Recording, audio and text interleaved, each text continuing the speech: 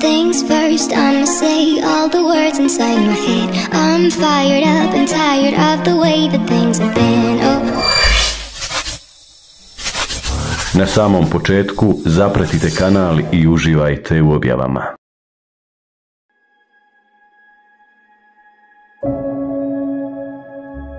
Ovo je priča o jednom od najvećih heroja ikada. 1976. godine plivač Šavaraš Karapetjan je sa 23 godine bio sportska zvezda SSSR-a. Kako i ne bi kada je do tada 11 puta rušio svjetski rekord, 17 puta bio prvak svijeta, 13 puta evropski šampion i 7 puta prvak SSSR-a. Dok je trenirao pored jezera u Jerevanu, začuo je buku i video kako se autobus prepun putnika survao u jezero, potonuvši u dubinu od oko 10 metara. Dotrčao je i bez razmišljanja skočio i zaronio u mutnu jezersku vodu.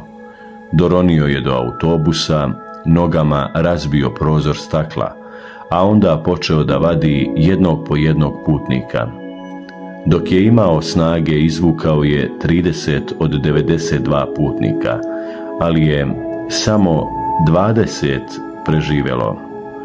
Isečen od stakla, inficiran prljavom vodom i muljem, Šavaraš se onesvestio dok je izvlačio 30. osobu. Od posljedica zaranjanja zaradio je zapalenje oba plućna krila i sepsu. Bez svesti, između života i smrti, probudio se posle 46 dana. Preživeo je, ali je nažalost njegovoj plivačkoj karijeri tada došao kraj.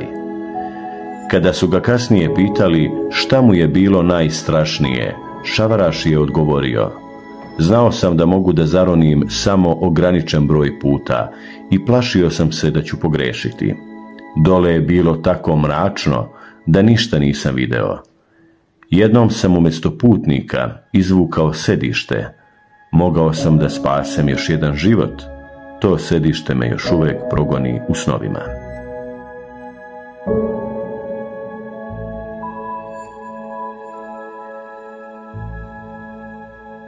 Međutim, za Šavaraša je herojstvo način života. Kada se 1985. godine našao pored zgrade u plamenu, nije ga zaustavilo sećanje na posljedice podviga iz 1976. godine. Uleteo je u zgradu i počeo da iz nje izvlači ljude. Zadobio je teške opekotine, zbog kojih je proveo dane u bolnici. Šta je posle bilo s ovim herojem? Postao je političar, slavni sportski trener, ljubimac TV kamera? Ne.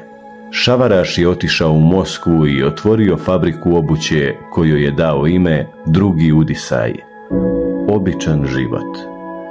Kasnije je dobio i medalju UNESCO-a za poštenu igru i junaštvo, a jednom asteroidu dali su upravo ime Šavaraš.